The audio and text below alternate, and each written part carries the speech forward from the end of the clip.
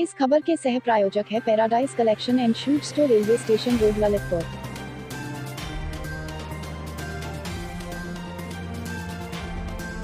खबर की सह प्रायोजक संस्कार वैली एकेडमी स्कूल, महारानी रोड, मसौरा कला, ललितपुर। नमस्कार, ललितपुर लाइव टीवी में आप सभी का एक बार फिर से बहुत बहुत स्वागत है। मैं हूं आपके साथ शिवानी शर्मा। आइए एक नजर डालते हैं ललितपुर जिले की आज की कुछ फटाफट की प्रमुख खबरों पर। तब तक बने रहिए ललितपुर लाइव टीवी के साथ। पंचायत चुनाव के बाद चुनावी रंजिशों का दौर जारी। 1 दर्जन से ज्यादा लोगों ने की मारपीट। पीड़ित पक्ष पहुंचा पुलिस अधीक्षक दरबार और लगाई मदद की गुहार। प्रदेश में पिछले दिनों संपन्न हुए त्रिस्तरीय सामान्य निर्वाचन 2021 के चुनावी रंजिश के विवाद धीरे धीरे सामने आ रहे हैं। ऐसा ही एक मामला आज जनपद ललितपुर के पुलिस अधीक्षक कार्यालय में आया, जहां थानाबाद क्षेत्र अंतर्गत पीड़ित पक्ष ने गांव के ही 1 दर्जन से अधिक लोगों पर आरोप लगाते हुए प्रार्थना पत्र दिया कि उक्त लोगों ने चुनावी रंजिश के कारण उनके परिवार के साथ जमकर मारपीट कर दी और अब दबंग किस्म के लोग उन्हें जान से मारने की धमकी भी दे रहे हैं, जिससे गाँव में उनका रहना मुश्किल हो रहा है। तो वहीं पुलिस अधीक्षक ललितपुर को दिए गए एक प्रार्थना पत्र में पीड़िता श्यामबाई पत्नी उमराव कुशवाहा, ग्राम दशरारा, थानाबाद, जिला ललितपुर ने बताया कि 24 जून को जब वह अपने परिजनों के साथ घर पर थी, तभी शाम 4 बजे गांव के 10 से 15 लोग जो उससे व उसके परिवार से चुनावी रंजिश रखते हैं आए और आकर बिना किसी बात के प्रार्थनी व उसके परिजनों के साथ गाली गलौज करने लगे। तब प्रार्थनी व उसके पति ने उक्त लोगों के हाथ जोड़ते हुए गालियां देने व विवाद करने से मना किया, तो ये लोग धक्का मुक्की कर मारपीट करने की कहकर भाग गए। इसके बाद 25 जून को जब प्रार्थनी अपने परिजनों सहित घर पर थी, तब रात को करीब 11 बजे वही लोग लाठी डंडा लेकर आए और आकर गाली गलौज करते हुए घर पर मौजूद प्रार्थनी के परिजन कल्लू कुशवाहा पुत्र दिल्लू, मुंशीलाल पुत्र दिल्लू, बेटी बाई पत्नी हरपाल, श्यामबाई पत्नी उमराव, हरबू पत्नी दिल्लू, उमराव कुशवाहा पुत्र सतला, अजुद्दी कुशवाहा पुत्र सतला, दिल्लू पुत्र मुकुंदी, सुखदेव पुत्र रामलाल के साथ लाठी डंडों से मारपीट करने लगे, जिससे प्रार्थनी व उसके परिजनों के हाथ, पैर, सिर व पीठ में चोटें आई थी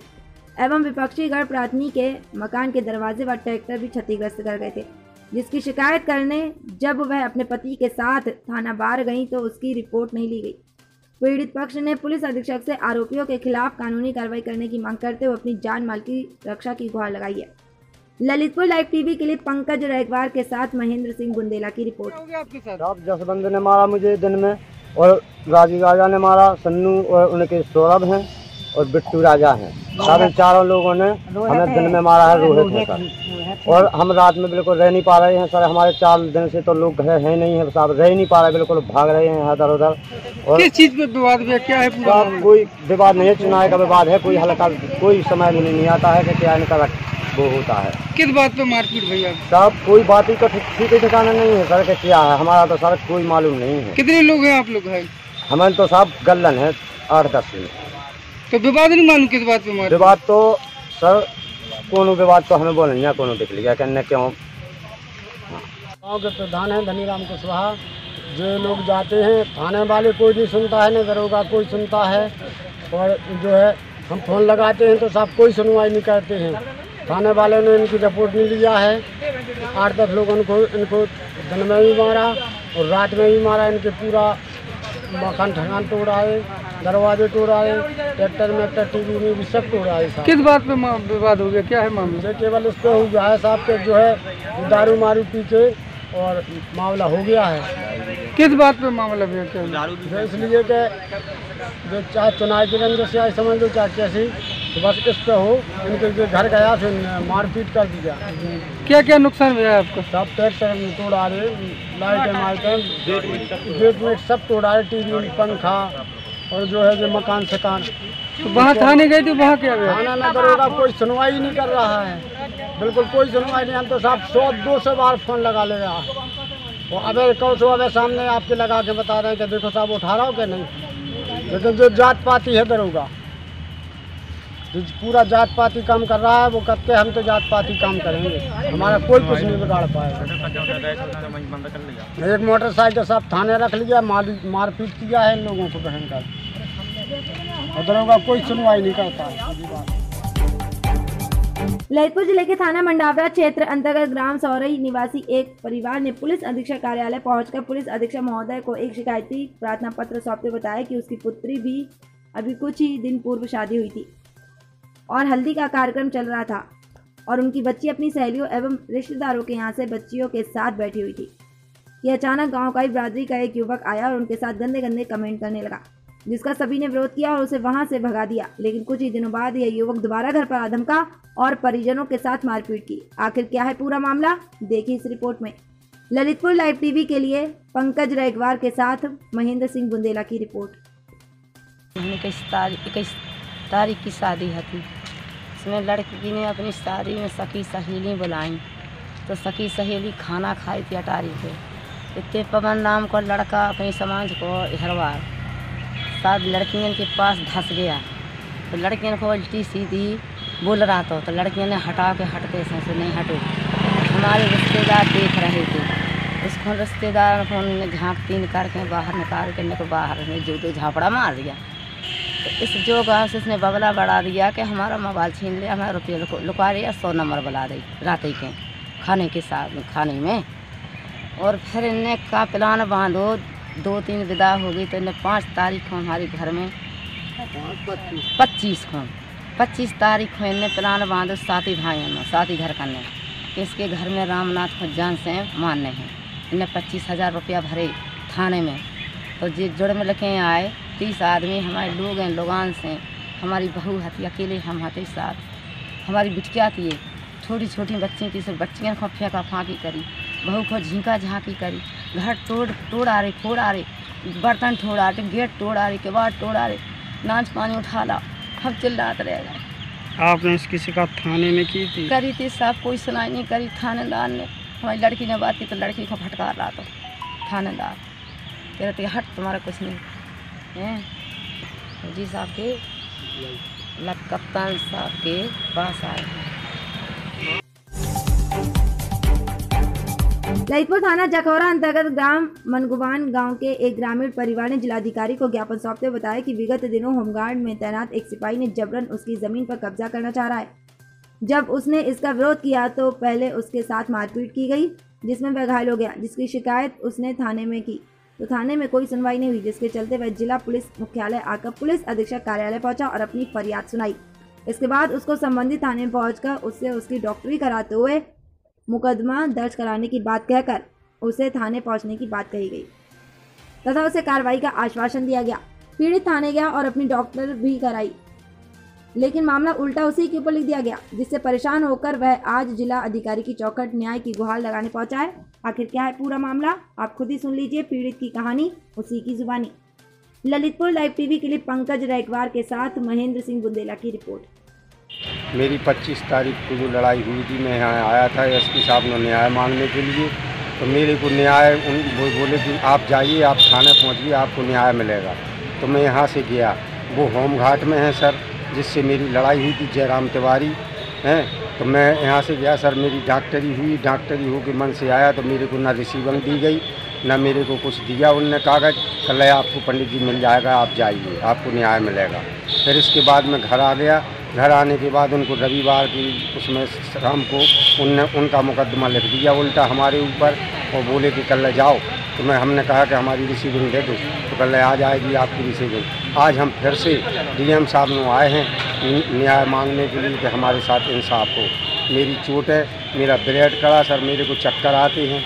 हमारा ज़मीन संबंधी हमारे मकान पर कब्जा किए हुए हैं। आज भी पहले से ज़मीन न किसी से पूछ सकते हो सर, गाँव की है ना हर चीज़। मुझे कहना उसे मैं हर तरीके से बर्बाद हूँ, ये लोग पैसे से आबाद हैं। मैं साहब बहुत परेशान थे जी, घर में तो घुसने नहीं देते हैं, तो हमने लड़ाई नहीं बनाना चाहिए, लेकिन फिर भी इनने ज़बरदस्ती हमारे लिए पकड़ के रोड पर मार दी। एसपी साहब ने की थी, हमने हर जगह चौकीदार के की थी, हर जगह थाने में की ना, हर जगह जब फिर कहीं से नहीं हुआ तो आज डीएम साहब से हम न्याय मांगने के लिए। ललितपुर में कोचिंग संचालकों ने जिलाधिकारी महोदय को ज्ञापन सौंपा व सोशल डिस्टेंस के साथ कोचिंग सेंटर शुरू करने की मांग की। ललितपुर के कोचिंग सेंटर संचालकों ने आज जिलाधिकारी को ज्ञापन सौंपकर मांग की है कि कोचिंग संचालक लगभग 1.5 वर्ष से कोरोना काल में आर्थिक तंगी से जूझ रहे हैं। सोशल डिस्टेंस के साथ कोचिंग सेंटर खोले जाने की अनुमति दी जाए, जिससे उनकी रोजी रोटी का गुजर बसर चल सके। विगत 1.5 वर्ष से वह परेशान चल रहे हैं, क्योंकि उनके पास आजीविका चलाने के लिए और कोई व्यापार भी नहीं है, क्योंकि उन्होंने जो अभी तक कमाया था वह सब कोरोना काल में खर्च हो चुका है और वह इस समय आर्थिक तंगी के दौर से गुजर रहे हैं। जिलाधिकारी को दिए गए ज्ञापन में कोचिंग संचालकों का आखिर क्या है कहना, देखिए इस रिपोर्ट में। ललितपुर लाइव टीवी के लिए पंकज रेगवार के साथ महेंद्र सिंह बुंदेला की रिपोर्ट। मेरा नाम राहुल नायक है और मैं ललितपुर में कोचिंग संचालक हूँ, कोचिंग चलाता हूँ। लेकिन पिछले 1.5-2 साल से, जैसे कि राजवीर सर ने कहा है, कि हम लोगों का बड़ा ही बुरा हाल है और कोचिंग के अलावा हम लोगों की जीविका का और कोई साधन भी नहीं है। तो हम लोग आखिरकार करें क्या, कहाँ जाएं? अब तो कोरोना की स्थिति भी ललितपुर ज़िले में थोड़ी सी ठीक है और जैसे कि सभी चीज़ें धीरे धीरे खुलने लगी हैं, अनलॉक होने लगी हैं, तो हम लोगों का केवल ये निवेदन है सर से, डीएम सर से, कि हम लोगों को 10-10, 20-20 बच्चे सोशल डिस्टेंसिंग से जो भी उनकी गाइडलाइन है उसका हम लोग पालन करेंगे और उसके अनुसार हम लोगों को अनुमति दी जाए। अन्यथा की स्थिति में कोचिंग वालों का बड़ा बुरा हाल है और अगर ऐसी स्थिति रही तो आगे स्थिति और भी बदतर हो सकती है। जैसे कि अभी सर ने बताया कि कानपुर में एक कोचिंग वाले ने सुसाइड की है, ऐसी नौबत ललितपुर में भी आ सकती है क्योंकि कोचिंग वालों का और कोई साधन नहीं है, आय का और कोई साधन नहीं होता है और कोचिंग वाले और कुछ कर भी नहीं सकते, पढ़ाने के अलावा और कुछ कर भी नहीं सकते। तो बस यही मांग है कि हम लोगों को 10-10, 20-20 बच्चे कोरोना की जो गाइडलाइन है उसका पालन करते हुए अनुमति दी जाए। और हाँ, अगर ऐसा कुछ होता है, ललितपुर में फिर से केसेस बढ़ते हैं, तो हम लोग फिर से कोचिंग बंद कर देंगे, कोई दिक्कत नहीं है। लेकिन जब धीरे धीरे सभी चीज़ें अनलॉक हो रही हैं तो थोड़ा सा ध्यान हम लोगों की तरफ भी दिया जाए। ये मेरा नाम है राजवीर परमार और मैं कोचिंग एसोसिएशन की तरफ से आया हूँ। हम लोगों की जो मांगें हैं कि पिछले 1 या 1.5 साल से कोचिंग संस्थान पूरी तरह से बंद हैं और हम लोगों की जीवन याचिका उसी से चलती है, कोचिंग संस्थान से। और ये कोई बहुत बड़े संस्थान नहीं है, इन संस्थानों में 10 से 20 बच्चे पढ़ते हैं, उसी से हम लोगों का गुजारा चलता है। और प्रशासन ने, जैसा कि ये महामारी चल रही है, इस महामारी में पिछले 1-1.5 साल से कोचिंग संस्थान बंद हैं, जिससे हम लोग आत्महत्या तक करने के लिए मजबूर हैं। अभी एक देखिए, कानपुर का एक मामला था कि एक कोचिंग संस्थान के एक संचालक ने आत्महत्या कर ली। तो बताइए कैसे चलेगा हम लोगों का? पूरी तरह से मतलब आर्थिक स्थिति इतनी ख़राब हो गई है और भाई अब पढ़ाते हैं तो कोई दूसरा काम कर भी नहीं सकते हैं क्योंकि अब जो काम 1-1.5 साल से पिछले 8-10 सालों से कर रहे हैं तो वही काम कर पाएंगे और दूसरा काम कोई है नहीं है हम लोगों के पास। तो इन्हीं सब मांगों को लेकर हम लोग आए हैं कि कम से कम हम लोगों को 10 या 20 बच्चों पढ़ाने की अनुमति दी जाए। अब जैसे आप देखते हो कि एक बस है तो एक बस में 60 से 70 लोग बैठे हैं और वो भी बिना मास्क के बैठे हैं, तो हम लोगों को भी कम से कम अनुमति दी जाए, एक कमरे में कम से कम 10 या 20 बच्चे बैठा सकें और हम लोगों को पढ़ाने की अनुमति दी जाए। तो यही सब हम लोगों की मांगें हैं। मामला ललितपुर जिले के महरौनी थाना क्षेत्र अंतर्गत कस्बे का है, जहां एसबीआई बैंक में कैश जमा करने आए पेट्रोल पंप के स्टाफ के बैग से किसी अज्ञात बदमाशों द्वारा बैंक कर्मी के बैग में सेंध लगाकर 2 लाख रुपए उड़ा लिए। मामला उस समय का है जब रोजाना की तरह बैंक के ग्राहक बैंक में पैसे जमा करने के लिए लाइन में लगे हुए थे। इसी दौरान किसी ने पीछे से बैग में रखे हुए निकाल लिए रुपए। तो वहीं घटना की सूचना मिलते ही थाना महरौनी पुलिस बैंक पहुंची और बैंक में मौजूद सभी लोगों की सघन चेकिंग की गई और तलाशी ली गई। तलाशी के दौरान पुलिस को कुछ भी हासिल नहीं हुआ। घटना के समय के फुटेज हार्ड डिस्क की समस्या के चलते घटनाक्रम सीसीटीवी में कैद भी हो गई, जिससे पता लगाया जा सके कि आखिर किस तरह बैंक कर्मी को बदमाशों ने अपना निशाना बनाया है। फिलहाल बैंक की सुरक्षा की पोल खुल चुकी है। बैंक में लगी तीसरी आंख जब तक चौकन्नी नहीं रहती है। ऐसे मामलों में पुलिस द्वारा आरोपियों को पकड़ने में काफी मशक्कत का सामना करना पड़ता है और बहुत पापड़ बेलना पड़ता है। अब देखना यह होगा कि थाना महरौनी पुलिस को मिली इस चुनौती का आखिर कब तक खुलासा हो पाता है और पुलिस कब तक इन आरोपियों की गिलेवान तक पहुंच पाती है, ये तो आने वाला वक्त ही बताएगा। प्रशांत कुमार, क्या घटना हुई आपके? हमारे साथ आज स्टेट बैंक में कैश जमा कराने हमारा स्टाफ आया था जी, और कैश काउंटर पे कैश के थैला के साथ हमारा स्टाफ खड़ा हुआ था जी, और कैश का नंबर आने वाला था। इसमें साइड से किसी ने थैले में कट लगा के 2 लाख रुपए निकाल लिए। पूरा कितना कैश था? 21,50,000 कैश था उसमें से कितना चोरी हुआ? 2 लाख रुपए। 500 रुपए चार्ज। सीसीटीवी कैमरे बैंक में नहीं कार्य कर रहे थे, ना उससे कुछ पता चला। और बैंक के कैमरे मतलब सीसी कैमरे अगर चल रहे होते तो शायद घटना को खुलासा हो सकता है। ये बहुत दुर्भाग्यपूर्ण घटना है कि राष्ट्रीयकृत बैंक में इस तरह से व्यवस्था है कि किसी के कैमरे वगैरह नहीं चल रहे। ये पुलिस ने पूछताछ की, कुछ पता चला? पुलिस यहाँ आई हुई थी, सीओ साहब को फोन किया था, कस्बा इंचार्ज आए हुए थे, उनसे ही बात हुई। सारे लोगों ने एक ही बात की, CCTV कैमरे अगर फुटेज से कुछ जानकारी रख सकती थी, लेकिन सभी लोग नाराज रहे। ये बहुत दुर्भाग्यपूर्ण है कि इस तरह से इस बैंक में कैमरे काम नहीं करते। ललितपुर थाना शहर कोतवाली प्रभारी संजय कुमार शुक्ला उनकी टीम को मिली एक बड़ी सफलता। ललितपुर पुलिस अधीक्षक प्रमोद कुमार के कुशल निर्देशन में वाहन चोरी का खुलासा करने के लिए एक टीम गठित की गई थी। टीम को मुखबिर से मिली सूचना के आधार पर डैम के पास से 4 मोटरसाइकिल सहित 2 अभियुक्तों को गिरफ्तार कर उन्हें जेल की सलाखों के पीछे भेज दिया है। ललितपुर लाइव टीवी के लिए पंकज रायकवार के साथ महेंद्र सिंह बुंदेला की रिपोर्ट।